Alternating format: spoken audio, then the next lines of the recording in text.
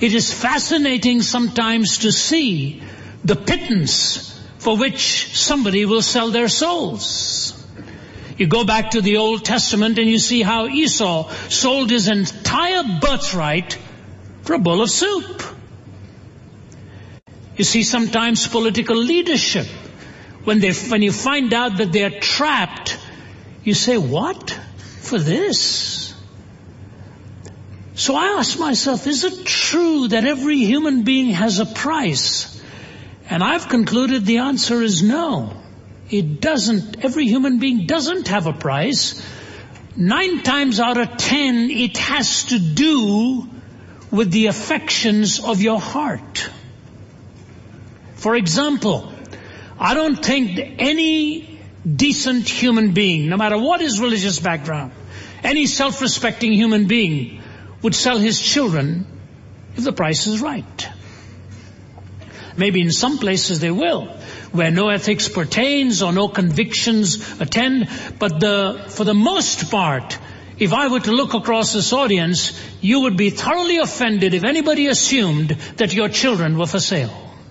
So there are some things beyond which you and I simply will not go. However, the enemy of our souls is very shrewd. He will come to us not at the point where he knows we are not vulnerable, but at the point that he knows we are. And that's where you start haggling over the price. And then the rationalization process comes in. And it was not accidentally that Shakespeare referred to Satan as the prince of reasoners. He was able to reason away things and rationalize things away. I want to read for you a passage from the New Testament where Satan comes in what is this encounter with Jesus, and he is going to begin the whole challenge before Jesus is going to go into ministry. In that parenthetical period between the infilling of the Spirit and the entering into the ministry, you have this portion, and this is the way it goes in Matthew chapter 4. Then Jesus was led by the Spirit into the desert to be tempted by the devil. After fasting 40 days and 40 nights, he was hungry. See the context of the first temptation? Where Jesus would be vulnerable. He came to him and said, if you're the Son of God, tell these stones to become bread. Jesus answered, it is written, man does not live on bread alone, but on every word that comes from the mouth of God. Then the devil took him to the holy city and had him stand up on the highest point of the temple.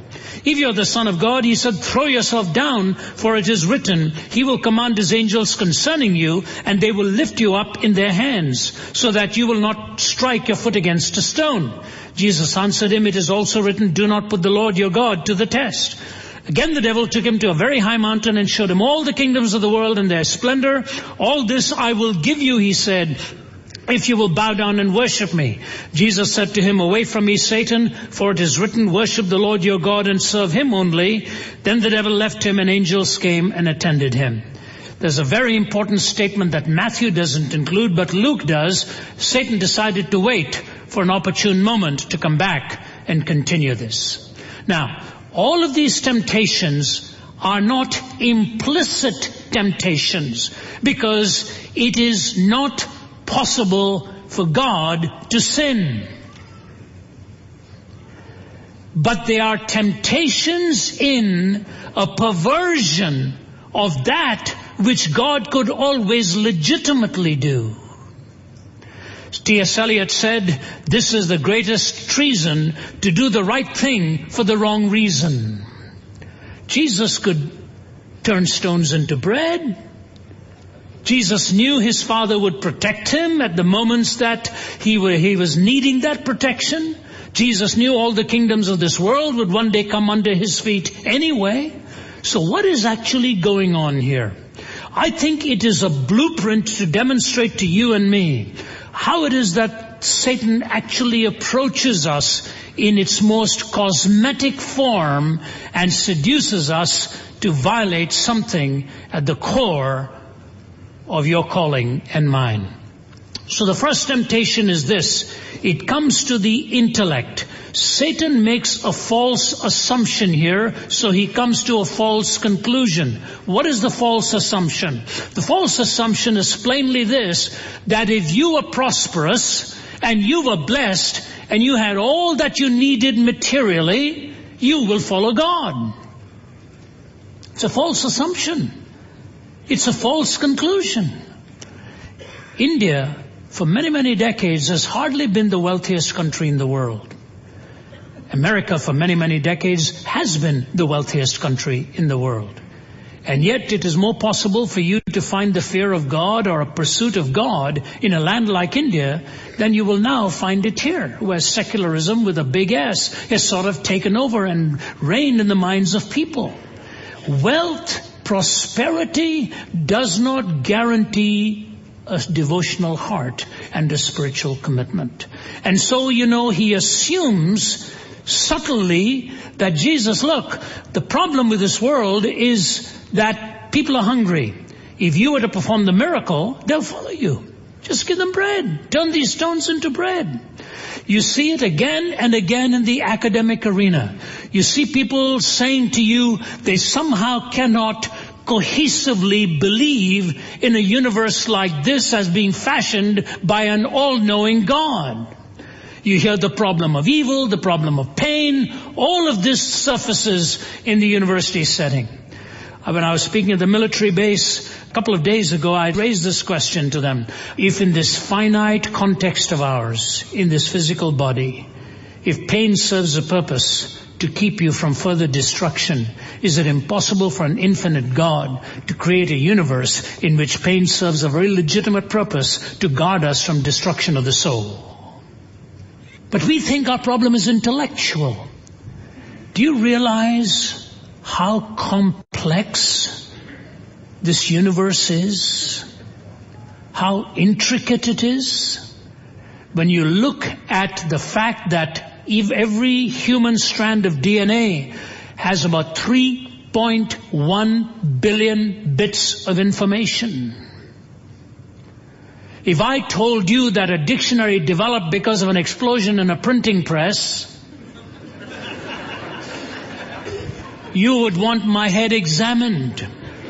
But there are scores of people globally who actually want you and me to believe that out of primordial slime, time plus matter plus chance, and you get the brilliance of a brain that can manufacture and write books, enjoy music, enjoy the delights of love, reproduce its kind, and have a world today where technology is so superb, which we believe was actually then procreated by us, never having come in by accident. The complexity of this world is massive. See, ladies and gentlemen, your problem is really not intellectual, believe me. Because if you reject God, I can tell you of 1,000 contradictions that will follow in your mind of trying to explain reality. I could understand it if doing away with the explanation of God, you somehow arrive at a coherent universe. It's not so. You become systemically incoherent in what you believe. And the real problem is not intellectual. The real problem is moral. He moves then to the second temptation. Had Jesus resisted or yielded to the first, he'd have yielded to the philosophy of materialism. It's all ultimately matter. So the second time Satan comes, he tempts him very cleverly. This time he comes with the right assumption, but still with the wrong conclusion. And the right assumption is this. Why don't you jump? Because your father says he will keep your feet from dashing against a stone. Jump and see if he will do that for you. You see, the right assumption he makes, there is the reality of the supernatural in our experiences. We cannot explain it away. It's there. I have a friend in a country that I shall leave unnamed, but he was a radical skeptic. Radical skeptic. My colleagues here in the audience know whom I'm talking about. So what I'm sharing with you is an incredible little story. He looked me in the eye and told me he hated Christians, he hated Christianity, he would never have anything to do with it. But as God saw it fit, by the end of that week that he had attended the meetings, changed his life, his whole family's life has changed. He's become an incredible follower of Jesus Christ. Extremely successful man. And didn't believe much at all of the supernatural. Now he writes to me 3 or 4 times a week how all of his successes and all of the failures, whatever they are, in his failures he comes to God to ask for forgiveness, in his successes he comes to God to thank him for the prosperity. He told me this story just a few weeks ago. He was attending one of our big events in Florida. And after he left that, he went to spend a weekend with a couple of tycoons in this country. I won't name them. They are the heads of some pretty big companies. And one of them who had invited him said he'd also invited a third gentleman. And my friend said to him, why did you invite this other man? He's got such a foul mouth. He leaves me terribly uncomfortable. I've never heard a more profane mouth than his. And this went on, but the man suddenly arrived in the room. And so the man looked at my friend and he said to him, what brought you to Florida? And he said, I was attending an event of one of my friends, and he named the event and what was going on. And this man says to him, why didn't you ask me? I would have come too. And he says, are you putting me on? He says, you've got the filthiest mouth that I know of, and you're telling me why I didn't invite you to such and such a place? He looked at my friend and said, when was the last time you saw me? He said, well, it's been about a year or so. He said, you don't know what's happened in my life. He said, as you know, I've been living a duplicitous life. I've lived a double life. I've cheated on everybody. I've done all kinds of things I should never have done, till finally my wife sat me down one day and said, enough is enough. I want out. I cannot tolerate this anymore in your life. He said, I tried to plead and beg with her, and she said, no, I'm through. So they were driving to New Orleans or somewhere to close down some of their businesses. This is the way the story is told to me. They're driving on a highway, and this man says, and there's a police light starts flashing at the back. And he pulls us over, and I'm driving, my wife is sitting on my right, and a tall black American officer, huge strapping, comes over and asks him to roll his window down and looks at him, just stares him in the eye. Goes to the other side and asks his wife to roll her window down. And this is all he said to her. Madam, whatever he has done, forgive him and start your lives all over again. He goes back to his cruiser and he's gone. And my friend said to him, you got to know this friend of mine. If you told him you exist, he'd ask you to prove it.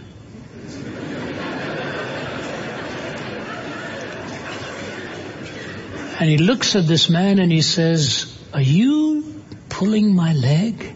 He says, no. He says, I have no way to explain it, but it's what it took for me to straighten my life out and start honoring the vows that I had made. You know, every now and then, God will intervene and interfere in your life in a way to remind you that the hound of heaven is on your trail. Every now and then, you'll stop where you're headed just to remind you that he's there. There is enough of the supernatural to remind you and me that this is true.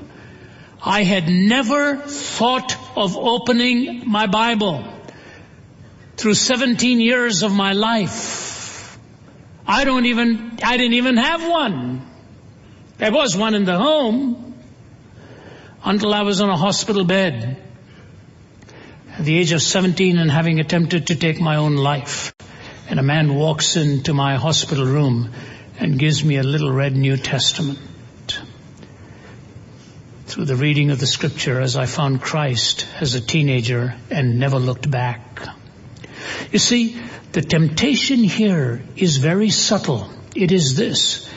It is not that you do not experience the supernatural. It is the temptation to want to use the supernatural for your purposes, not for the purposes of God. That's exactly what it is. Jump and see if he'll give his angels charge over you. So in effect, you actually become the God of God. You tell him when you want him and when you don't want him. You know, we've kicked him out of our schools, we've kicked him out of politics, we've kicked him out of our legal decisions, we've kicked him out of every social intercourse we have in the Western world, and then when some catastrophe hits, we want to know where God is.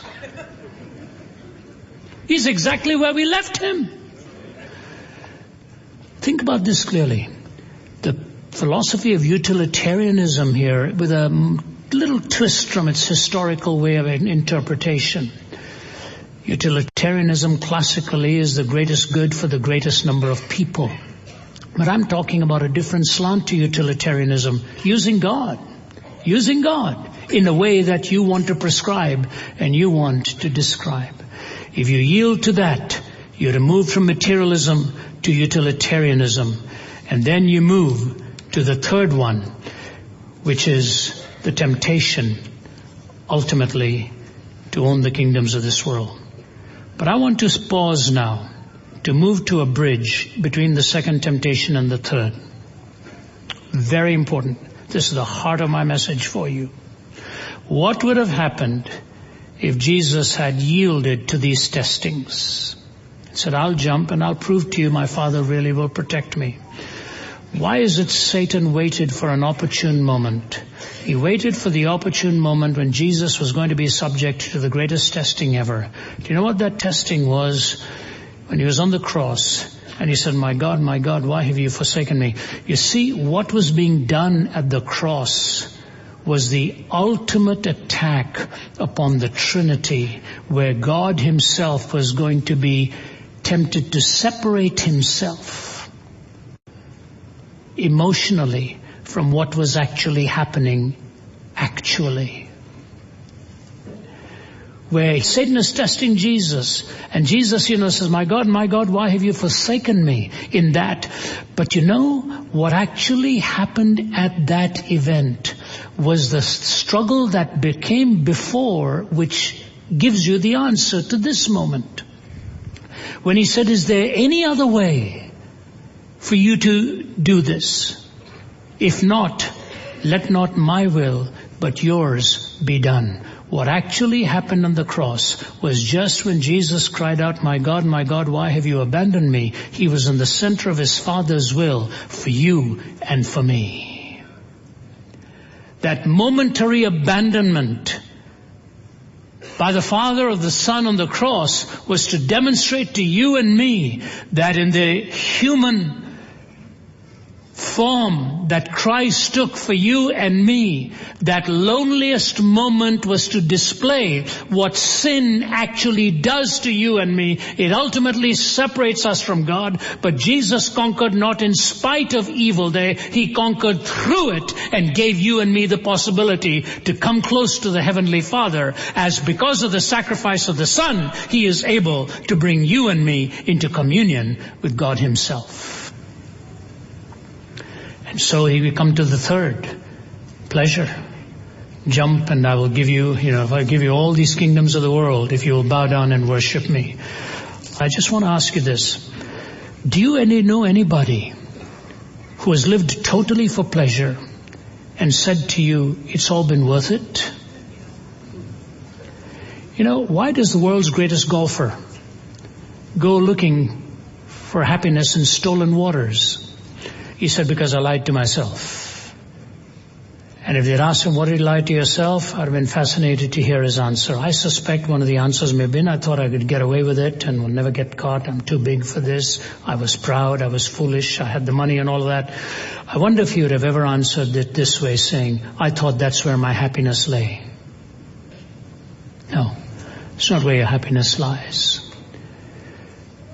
The Bible says this, that to all perfection there's a limit, but the laws of the Lord are boundless. Did you hear that in the Psalms?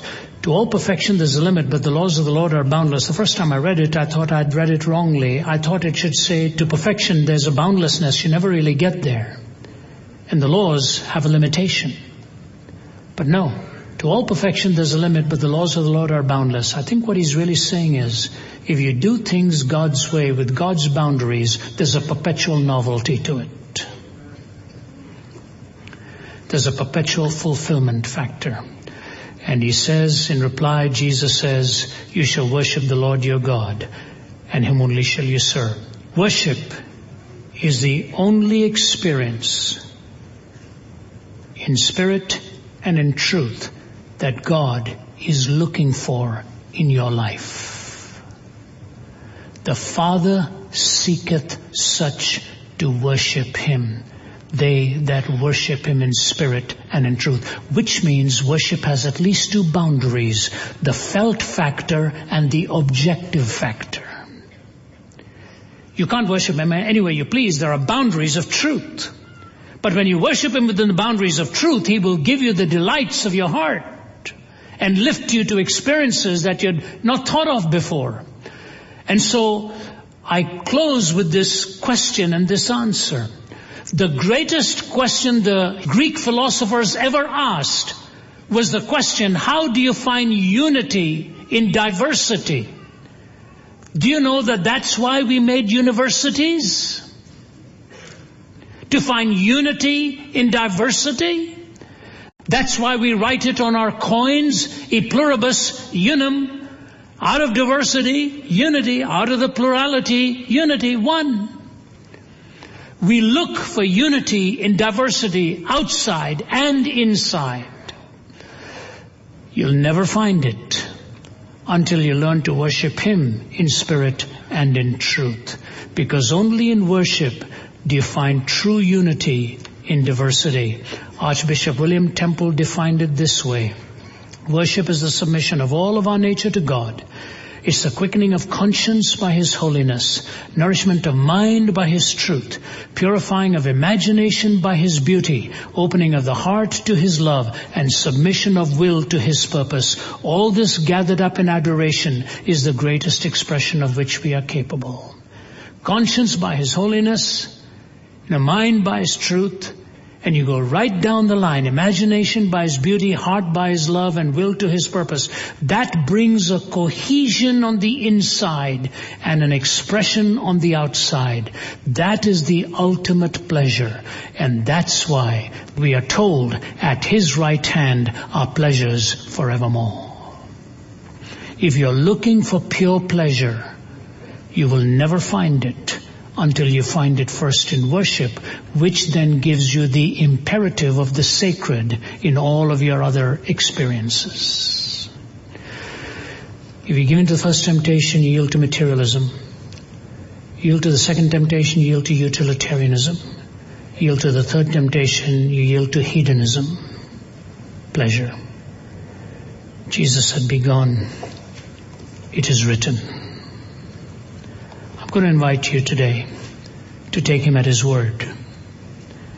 Look at your own heart and recognize that he is your ultimate fulfillment and pleasure, and that the cross is provided for you and for me, as we sang earlier.